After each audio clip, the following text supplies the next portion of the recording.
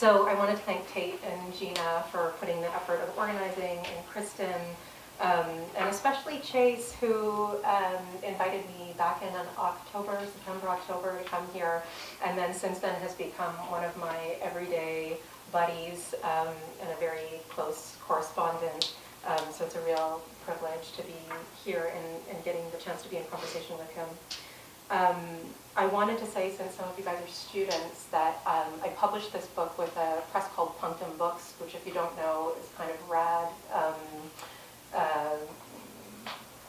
Marxist, queer press that becomes open access. Anything they publish becomes open access after 6 months.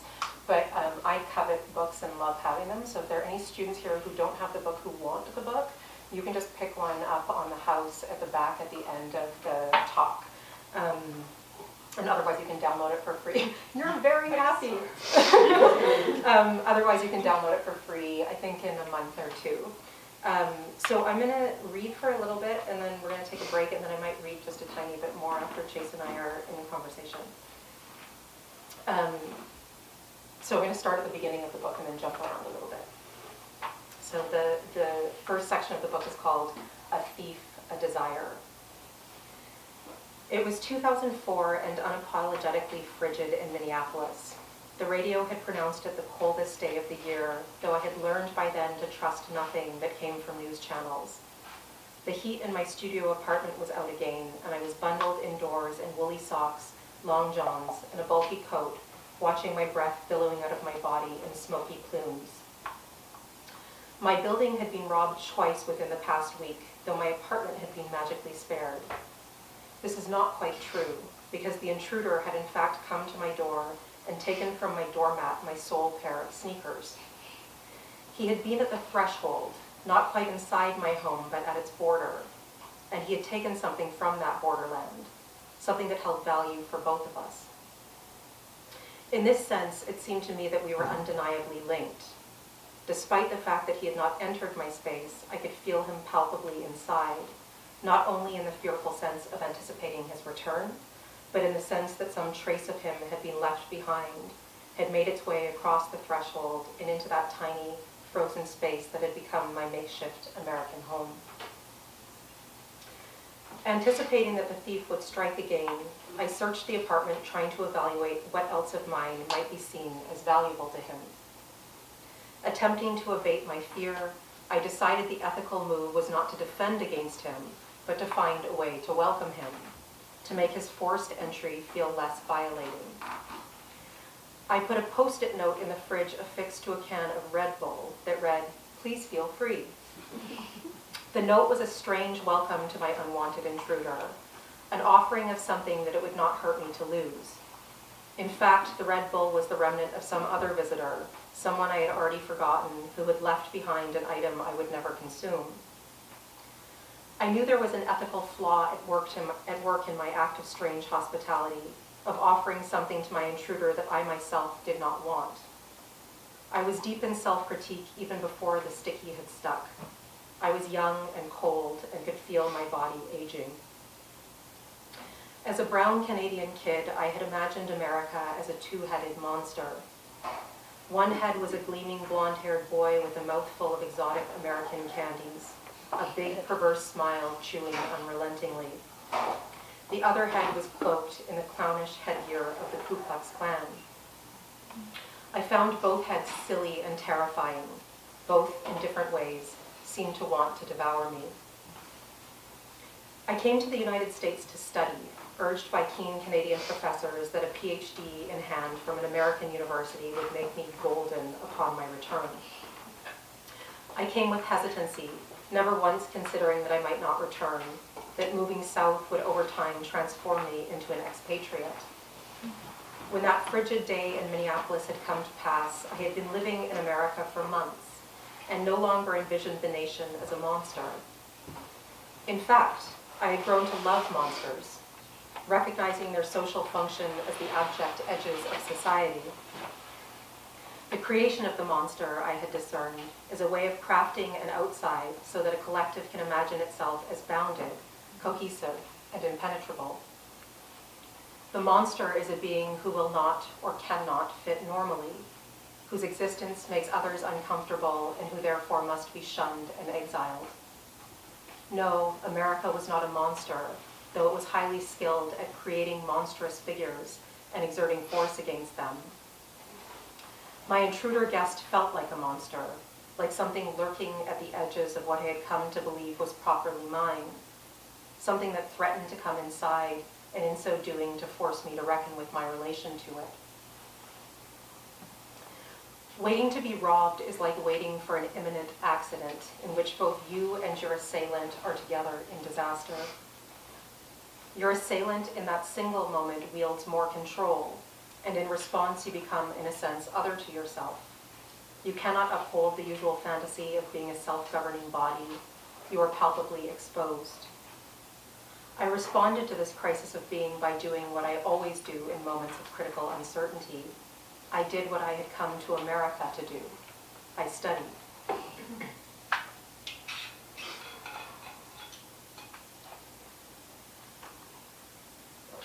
I constructed a makeshift nest on my ratty old orange sofa, aesthetically a cross between a bus seat and a church pew. The cushioning inside was endlessly disintegrating, leaving piles of dust beneath it that spread across the floor like a listless diaspora. But I loved the look of that sofa, and in any case, I had no funds to replace it. I was burrowing myself between blankets, flipping through the pages of a foundational work of postcolonial studies, Edward Said's Orientalism, when I came upon a passage written by the Italian neo-Marxist political theorist Antonio Gramsci. Gramsci writes, "The starting point of critical elaboration is in the consciousness of what one really is, and is knowing thyself as a product of the historical processes to date, which has deposited in you an infinity of traces without leaving an inventory. Therefore," Gramsci writes, "it is imperative at the outset to compile such an inventory." An infinite history of traces without an inventory, an endless collection of oneself that is impossible to gather. I had no concrete idea of what it meant or what currency it had in my own life, but I knew how it felt. It felt as though the broken thing I was might be restored, and it felt like an embodied idea I would never stop desiring for myself and for the world. The heat kicked back on in the middle of the night. I could hear the strange clanking of the radiators fumbling back to life, but by then it was not the double threat of freezing and burglary that left me sleepless, but the opaque and desperately seductive idea of my own impossible archive.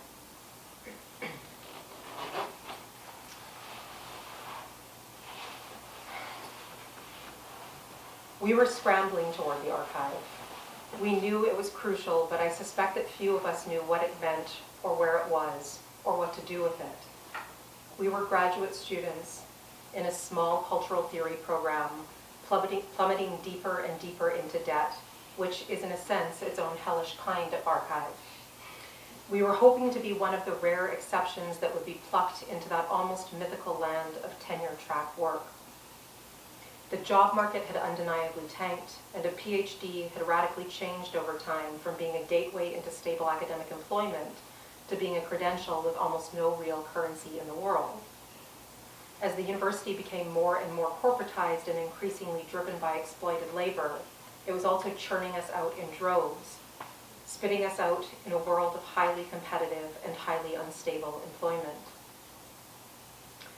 Most of us would become underpaid adjunct laborers without access to health care, facing our mid-30s without a clear sense of what it had all been for. We told ourselves there was nothing else we would rather do than to study, to be trained into cultural critique over the course of a decade. And it was mostly true. We were trying to stay in solidarity with each other as we competed for scarce fellowships and dwindling jobs, watching the cohorts ahead of us fail to live out the promise of it all, wondering in more and less public ways why we had started down this anxiety-riddled road in the first place. Why did we stay on with the odds so stacked against us? I don't blame the archive per se, but it undoubtedly held out a kind of promise for each of us that kept us tethered to academia. The archive was an elusive hope of our individual salvation. If we could find the right archive, the right stash of materials that was sexy enough to sell ourselves, We could be spared the depression, the anxiety attacks, the pre-midlife crises that would come when, one by one, we realized we were not going to be chosen. When, in the face of that brutal rejection, we had no idea what the fuck to do with ourselves. If only we could stumble upon the right archive, the secrets that no one else had yet discovered, we might still be one of the chosen ones. The archive was an opaque hope, yet it kept slipping away as though it didn't want to be found, plundered, excavated. It became outright seductive in its evasiveness, and it kept making clear that it didn't want our masturbatory desire for it. The archive was pure tease, and we were unabashedly shoving borrowed dollar bills down its skimpy thong. If you're like me and you didn't roll into graduate school knowing the highfalutin importance of the archive, you learn it the moment you step into the seminar room. There, everyone is required to pretend to have one, and everyone wants to know yours.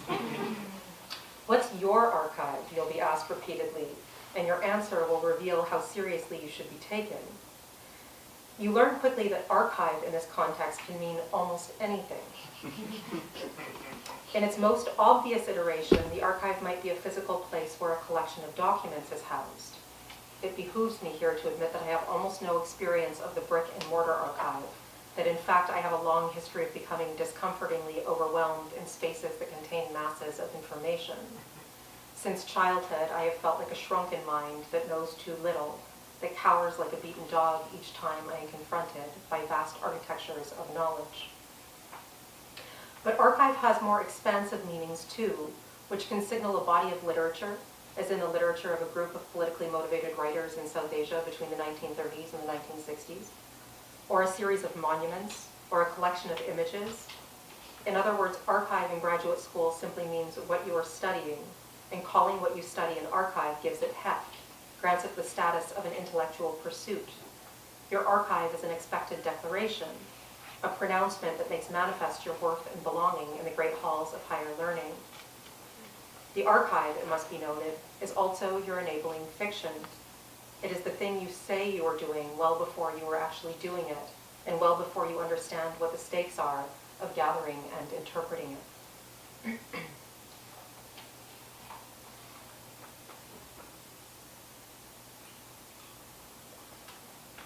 C had just returned from a year of research in Argentina when I met her in my first year of graduate school. She had a no-nonsense sensibility and a rare brisk walking pace that perfectly matched my own. She was several years ahead of me in her PhD, writing about Argentine women who, as political prisoners during the last dictatorship, stored subversive literature in their vaginal canals. She called this the vaginal library. Both metaphor and place, the vaginal library seemed to me an embodied archive in organic ruin. It brought the notion of preservation into the cell in a doubled sense, into those cages that imprisoned women, and into the cellular structures of their bodies. Truth be told, I have never once since then heard the word archive without thinking immediately of dissenting vaginas. These two things, archive and vagina, have become sutured in my thought. I learned from C about these dissenting Argentine women just after the building burglaries, after I had stumbled on Gramsci's summons to compile an inventory of historical traces. It was then that I started to wonder over my own body as an impossible, deteriorating archive, a body that had across my life felt both excessive and insufficient, oftentimes even monstrous. Abandoning the pursuit of a legitimate archive, one external to me and one that might ensure my professional success and upward mobility, I began instead to dwell on the messy, embodied, illegitimate archive that I am.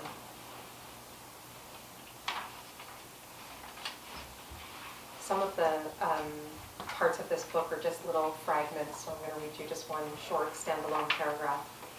My best childhood friend, P, a rogue archivist of her own history, retains everything she cherishes. There are entirely conventional aspects of her archive, comprised of old answering machine messages, photographs, love notes.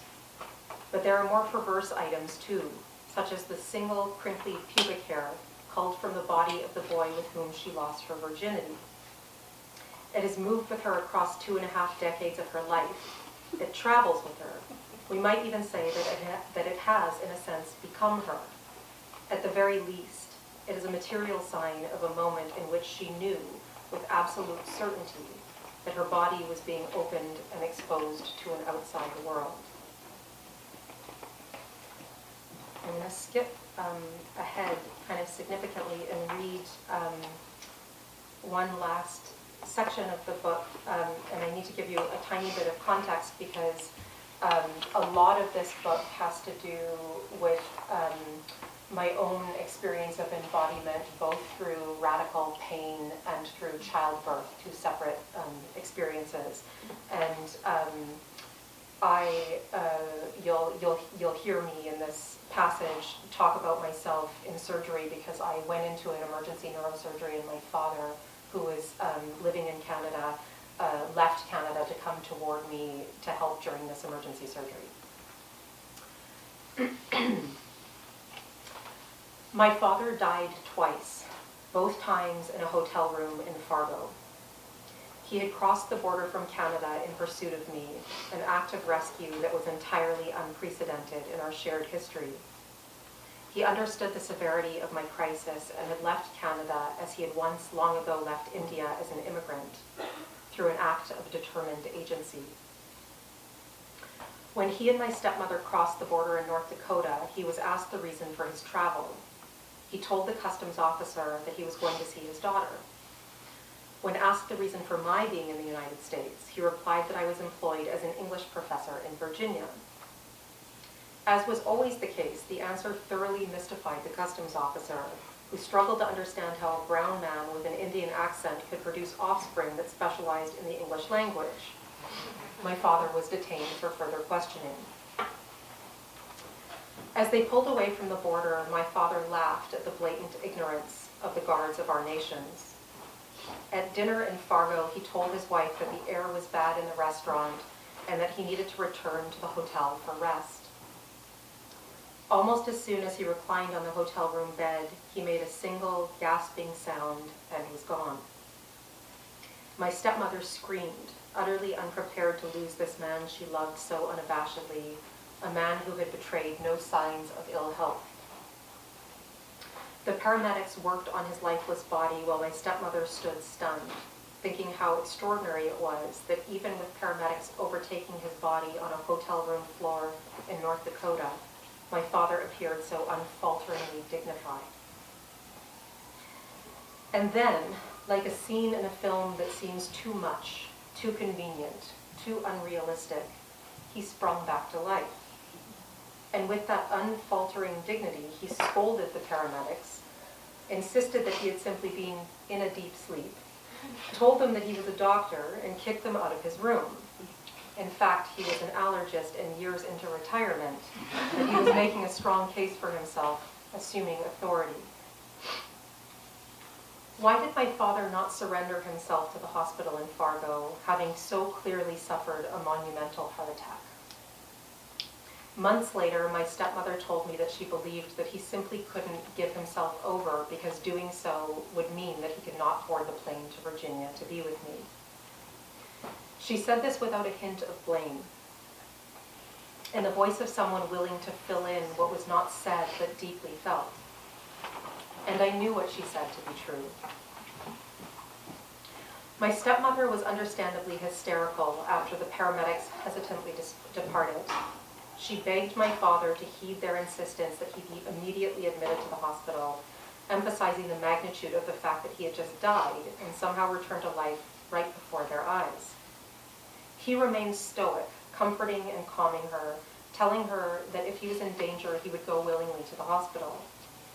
Then he brushed his teeth, adjusted the temperature in the hotel room, climbed back into that bed beside her, held her hand, and told her that she was the love of his life. And he closed his eyes, uttered once again that single gasping sound, and this time did not return. This sound, twice uttered from my father's body, twice announcing his end, is an entirely imagined auditory event in my archive. The sound his body made when it suffered a massive heart attack, a sound that pronounced its end and then repeated itself. not an unwilling sound, not even resistant, a declarative sound. That I never actually heard that sound makes it no less real to me, no less part of the compilation of materials, affects, and noises that make my embodied life what it is. At the moment of his death, his strongest desire was to produce for me the feeling that my world had not exploded, and to make this feeling manifest for me. This desire in him turned out to be deeper than his willingness for self-preservation, deeper than his body-mind's capacity to sustain itself. When he died, we were both in foreign countries, in foreign rooms with medical teams working swiftly and simultaneously on our long brown bodies. Perhaps we were becoming the same uncanny thing. Out of these strange, temporally twinned medical interventions, an anticipated memory rooted itself inside me. Though he never arrived in Richmond, never came to my bedside, never cared for me as he had promised to do, the memory of all this is as deeply embedded as historical fact. I can see him on a Super 8 reel that hiccups gorgeously through my mind, cooking chole and sag in my apartment kitchen, changing my daughter's nappies, tending to my incisions. Acts that were so unlike him, acts that he had never undertaken in our history, but that he had promised and tried into his death to fulfill. Now his promises have become crystallized as fact, acts that never occurred, but are no less essential to my impossible archive.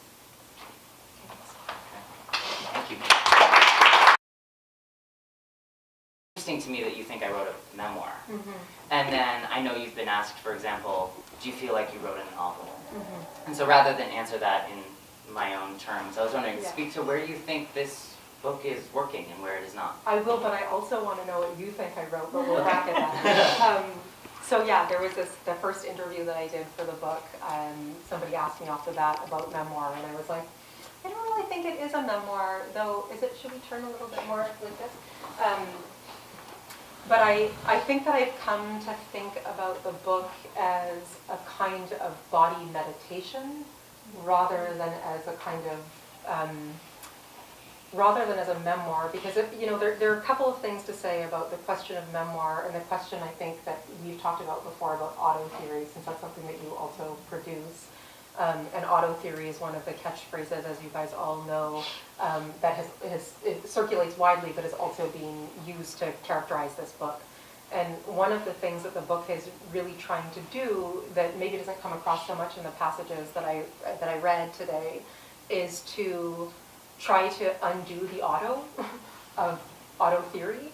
I'm not even sure that it's a theoretical book, but the auto in the book is an attempt to think about the permeability of the body, and certainly borrows in some ways from feminist materialisms, even while it's a bit suspicious of some of those traditions in terms of the way in the contemporary moment we lean on a history of overwhelmingly white Western feminists to produce a kind of theory of the body that has long since existed across histories and cultures and traditions well beyond the West, and also in what would become the West.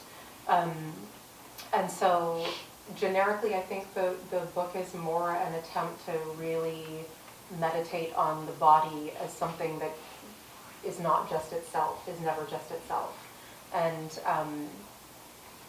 I think another way of answering the question of genre is also to tell this sort of longer story of the book, which is that when I wrote Unthinking Mastery, which is a more straightforwardly, I guess, academic book, it was a book that was trying to look back at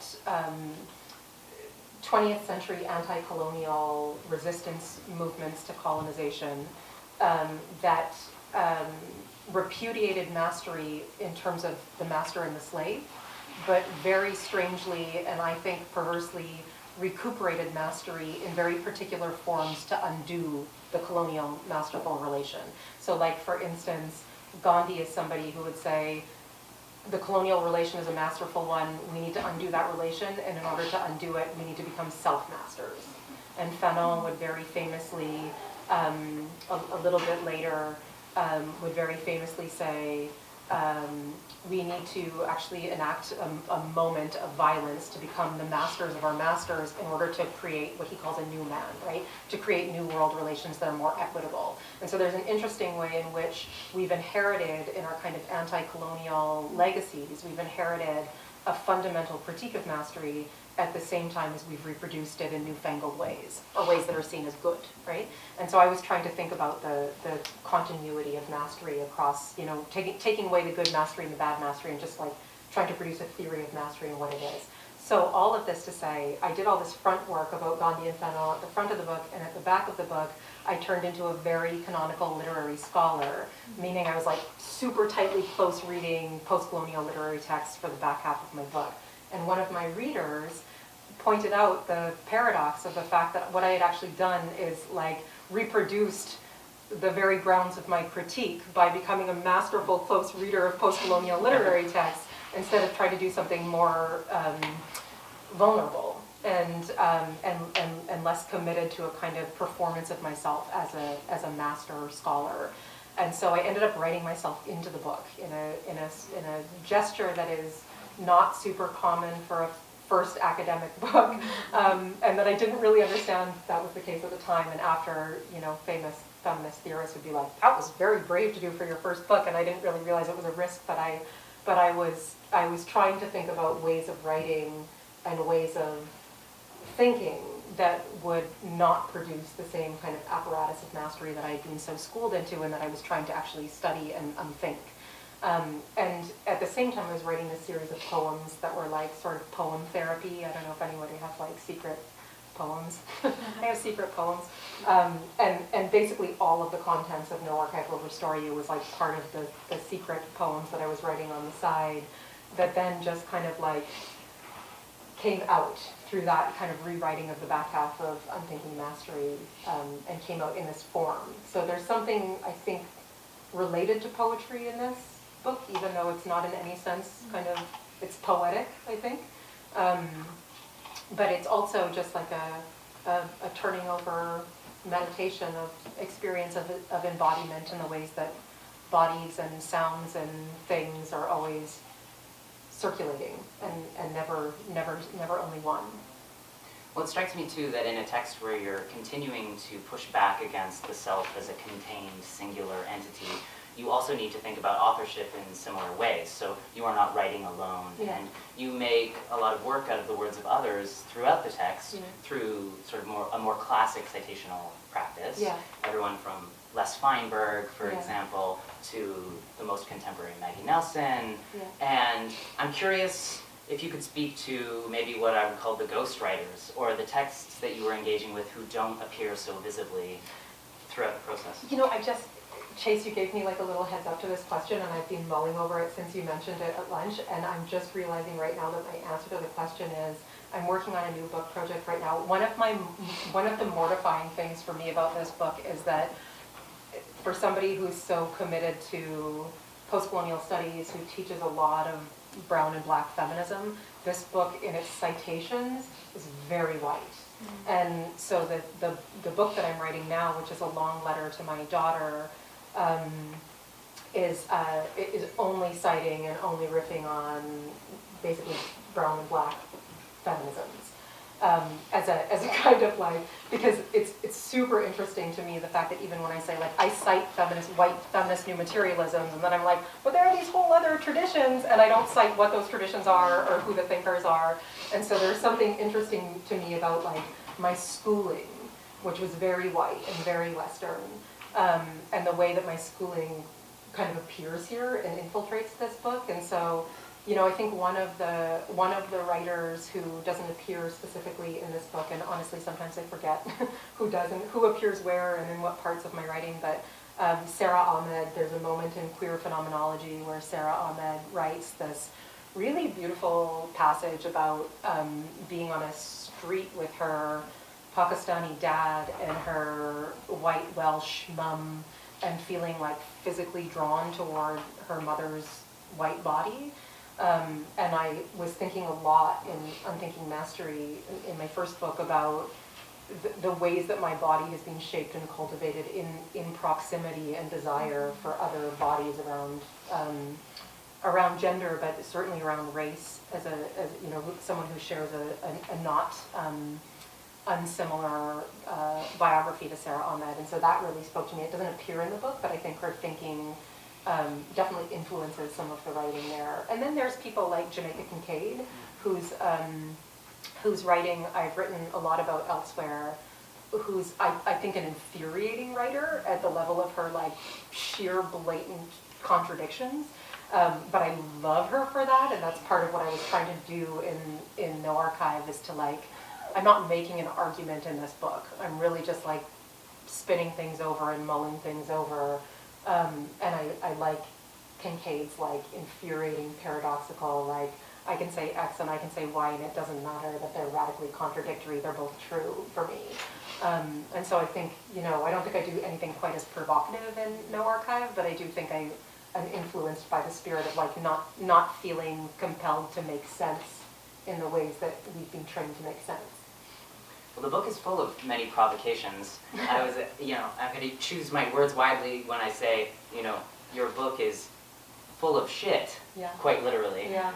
There's a lot of shit in my book. Many a shit, many a vomit, many a detritus, and I was wondering if you could talk about the position of that mess and how and why you keep returning, and I think maybe that'll set up the next segment that you might read for us.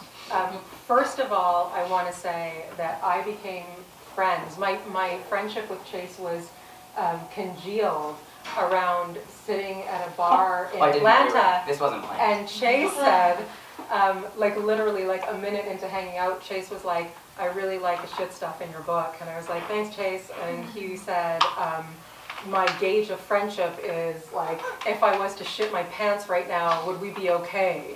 And I was like, not only would we be okay, I would like help you clean yourself up. Like, and here we are, disclosing it to the room. Yes, I know. True statements. So yeah, I think, you know, one of the things that I was trying to think about, so I write a lot about bulimia and vomiting and you know, eating and not eating and various kinds of sex, and not so salaciously, but a lot of desire. I write a lot about desire, and I write a lot about things that go into and move out of the body in various directions.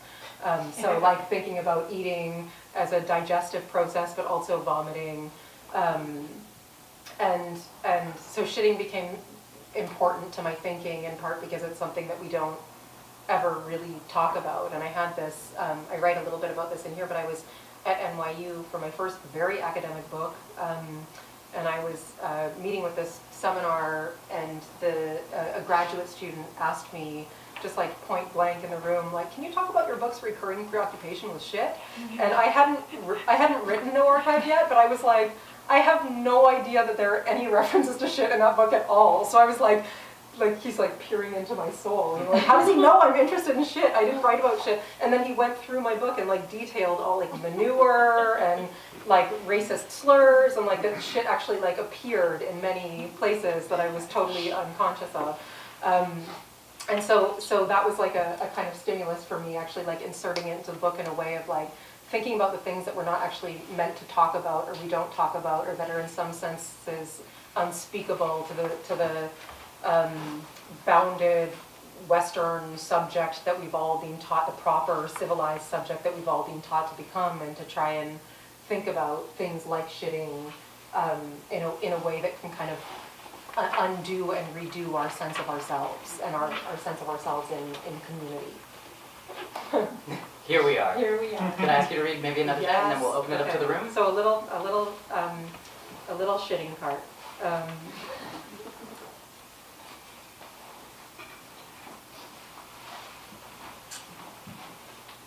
Okay, so I just narrated the paragraph about the very smart graduate student who exposed my preoccupation with shit before I knew that I had one. So a few months later at an NYU symposium, I met Kay, a feminist psychoanalytic thinker. There was something about her, a wildness both bodily and psychic, that I immediately appreciated. She invited me to contribute an essay to a collection she was co-editing, and I wrote about refuse, about disposable objects and what they reveal to us about ourselves. I was thinking expressly about garbage and landfills, about the culture of consumption, yet in her editorial response to my article, Kate wrote extensively about shit as a kind of lurking figure that wanted to emerge in my prose but was never produced. She wondered over the relation between my concern with the landfill, the unruly space of social waste, and the waste produced by and through the individual body. Yet again, I had not been thinking consciously of shit, and yet there it was looming in my work. Kay's role in asking me to give over shit was fascinating insofar as she was stitching the editorial to the maternal, as though I was a hesitant child who wanted but could not quite bring myself to give over my shit, or as if the text itself was a child and she, another mother, waiting eagerly for it to produce its gift. In any case, I loved the intimacy. In her sign-off, Kay wrote, "Take my musings on shit as a sign of deep engagement with your text." I began there and then to wonder whether there is any deeper form of engagement than this. As I was falling in love with my trans partner, I told S about this startling discovery that shit was always lingering on the edges of my prose, and relayed that I was plotting to write about it head on. We had talked very little in this early stage of our romance about defecation, sharing an implicit sense that a degree of bodily discretion was motivating our intense sexual desire. I had recently stumbled on a study that concluded that couples who openly discuss their bowel movements have a higher relational success rate than couples who take shit as taboo. But the study never revealed the extent of these discussions, whether the couples actually shit in front of each other and discuss the process, or whether they were simply willing to confess from time to time that they had a case of the runs. This seemed to me an important scholarly elision. The gesture of evoking shit with S was an attempt to play with the weird difference between talking about shit conceptually and producing shit in real time. It was also a way of thinking about our sex, which was unfolding through the open accessibility of my bodily orifices and the lust-inducing limits of his. I have discovered over time that I love the inaccessibility of other bodies in sexual play.